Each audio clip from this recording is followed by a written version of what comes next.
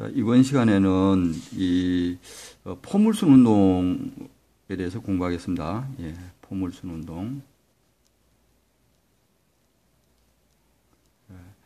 그 다음에 이제 다음 시간에는 이 원운동도 이렇게 좀 하겠습니다. 원운동.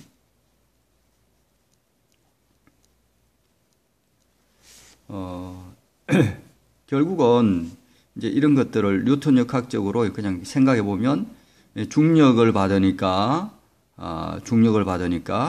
이 가속도가 중력 가속도로 생기는 운동, 지구상에 중력을 받아서 하는 운동에 대해서 이제 공부하겠다 이런 이야기입니다. 네. 그 다음에 이제 뭐 이런 거 같은 경우는 가운데로 당기는 힘이 있으니까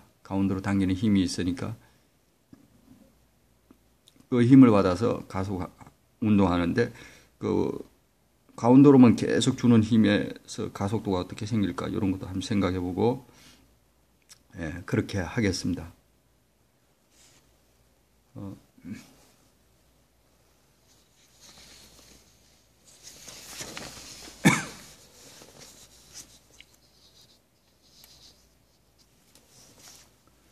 자, 포물선 운동부터 하겠습니다.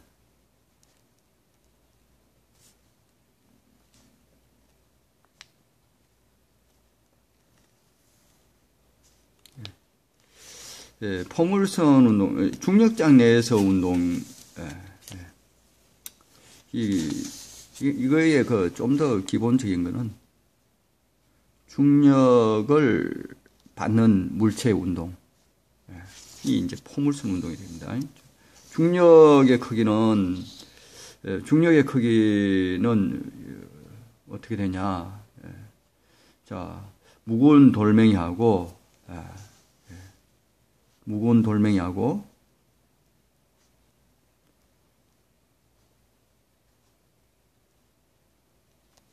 가벼운 돌이 있다. 같은 높이에서 떨어뜨리면 어느 게 먼저 떨어질까요? 중력 가속도가 같으니까 여러분들 다 같이 떨어질 거라는 생각을 여러분들이 이제 중력 가속도가 같으니까 다 같이 떨어질 거다 이렇게 이미 알고 있는 사람들이 많이 있을 텐데요.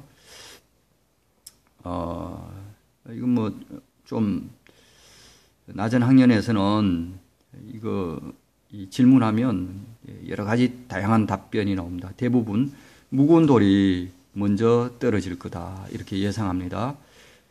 사람들의 직감적인 예상은 옛날 사람들이 생각했던 거하고 같아요. 옛날에 갈릴레이 이전의 사람들도 무거운 돌이 먼저 떨어질 거다 이렇게 생각한 거죠.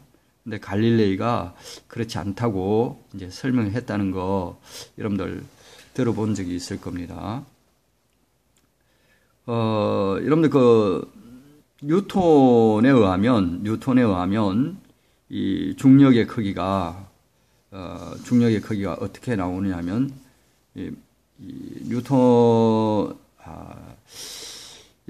요건 뉴턴 이야기를 잠깐 할게요. 뉴턴 이야기를 하면 이 중력 이야기를 하면 뉴턴을 빼놓을 수가 없잖아요. 뉴턴. 뉴턴의 이야기를 좀 해야 되는데 어떻게 해서 이 뉴턴이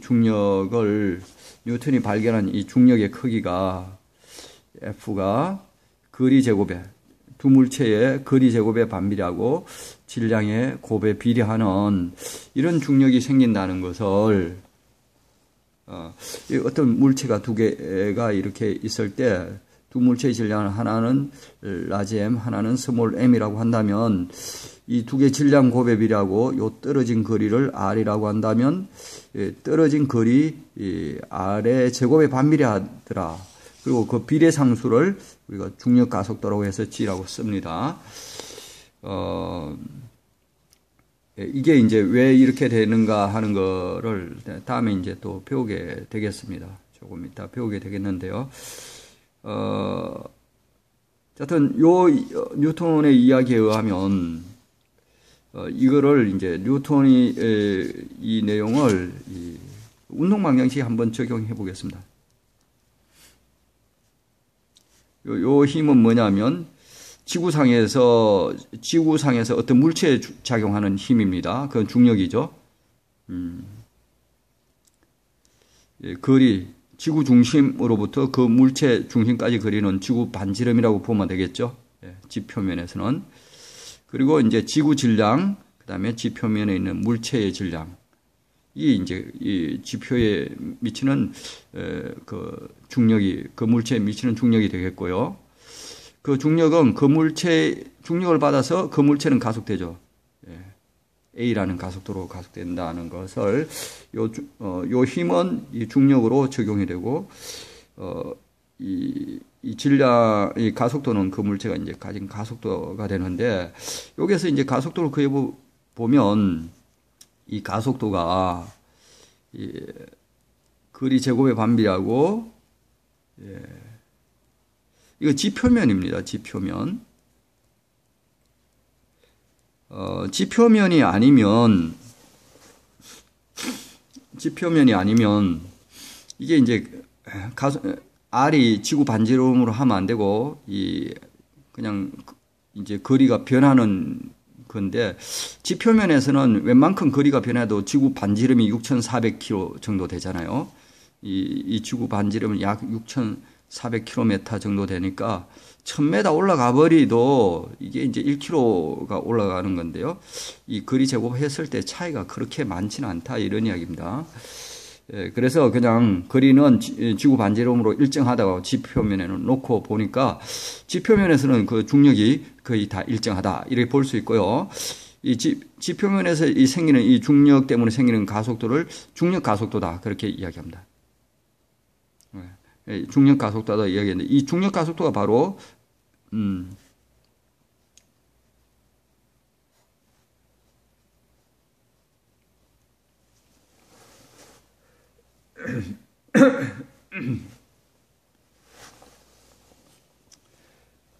중력 가속도를 이렇게 쓸 수가 있습니다.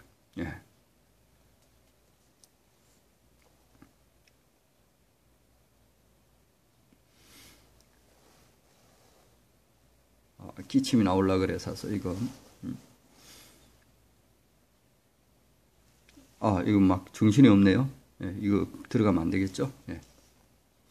그래서 지표면에서 엄밀하게 따지면 이 거리가 지표면에서 조금씩 변하니까 이 중력 가속도도 조금씩 변하고 그 다음에 다른 이 원운동에 의한 원심력 효과도 생각하고 이렇게 하면 이 가속도가 조금씩 변합니다. 그러지만은 그게 아주 작게 변하니까 지표면에서 중력 가속도는 다 일정하다. 이 어떤 물체의 질량이 큰 만큼 중력도 많이 받고 질량이 크면 관성도 그만큼 크니까 운동이 잘 안 변하려고 하고 이렇게 하니까 이 질량이 이제 에 관계없이 가속도가 결정되는 이 중력 가속도 이 값이 위치마다 조금씩 다르지만은요 9.8 m/s 제곱 또는 이거 대략적으로 10m/s 제곱으로 놓고 계산하는 경우도 많습니다. 이렇게 볼 수가 있겠습니다. 지표면에서는 기본적으로 이런 중력을 받아서 그 가속도가 10m/s 제곱에 되는 이런 운동이 일어나겠습니다. 지표면에서는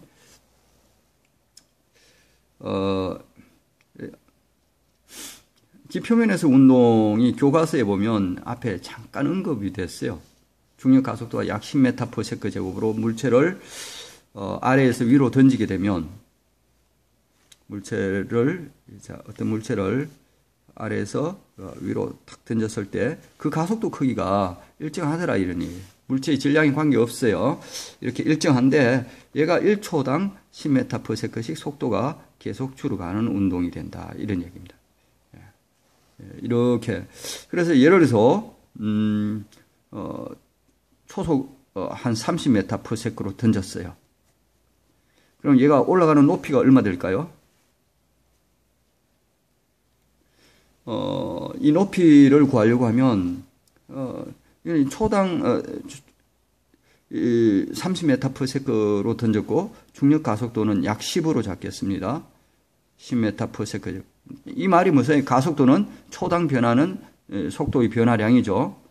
그러니까 초당 속도의 변화량이 10씩이니까 생각해 보면 1초에 10씩 속도가 이렇게 감소할 겁니다. 올라가면서 감소해서 1초, 2초, 3초 후에 속도가 0이 될 겁니다. 이 꼭대기에서.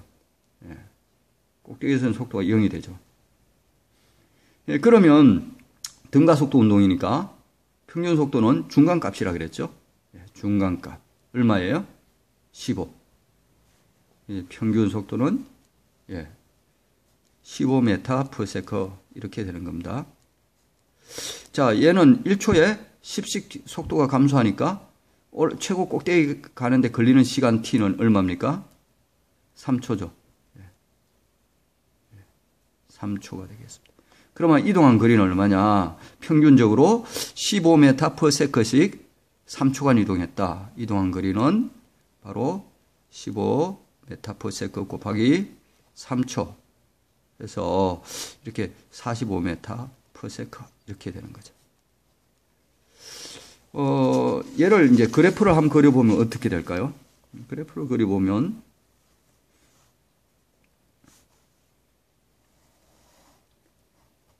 시간에 따라서 속도를 한번 그려보겠습니다. 만약에 이 가속도라 그러면 가속도를 뭐 일정하니까 이렇게 10을 일정하게 10 이렇게 해도 되고 마이너스 10 이렇게 해도 되는데 왜 그렇게 할 수 있죠? 이야기했지만 이 마이너스 플러스라는 것은 그냥 방향을 의미하는 겁니다. 플러스 10이라는 것은 중력 가속도를 플러스로 본다면 중력에 의해서 가속되는 방향은 아래로 가속되죠. 그러니까 아래 방향을 플러스로 잡았다 이런 뜻이 되는 거고요. 그 다음에 이제 마이너스로 했다는 거는 이제 중력 가속도를 마이너스로 했다는 것은 아래 방향이 마이너스가 된 거니까 윗 방향이 플러스로 잡겠다 이런 뜻입니다. 그럼 이 문제에서는 윗 방향을 플러스로 잡으면 처음에 30m/s였어요. 30m/s. 이게 30m/s였던 거죠. 1초의 속도가 10씩 감소합니다. 그러면 2초, 3초 후에 속도가 0이 되죠. 그 다음에 3초부터는 속도가 거꾸로 이제 속도가 0이 됐다 아래로 떨어지기 시작하니까 얘가 이제 이렇게 되니까 이제 마이너스 속도가 되는 거죠. 윗방향을 플러스라고 했으니까 윗방향이 플러스니까 아래로 오는 것은 이게 마이너스 방향이 되는 겁니다. 그래서 이게 마이너스로 이렇게 되는 거죠. 그랬을 때 이 면적이 바로 변위가 되는 겁니다. 이동한 거리 또는 변위. 요 마이너스 면적이죠. 그래서 3초 후에 꼭대기까지 가는데 이 면적이 얼마냐?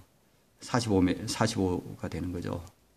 그러면 이 면적이 45가 되면 원위치가 되겠죠. 그럼 똑같이 대칭적으로 6초 후면 떨어지고요. 이런 모습을 볼 수가 있습니다. 포물선 운동을 하려고 했는데요. 이건 조금 이따가 하겠습니다.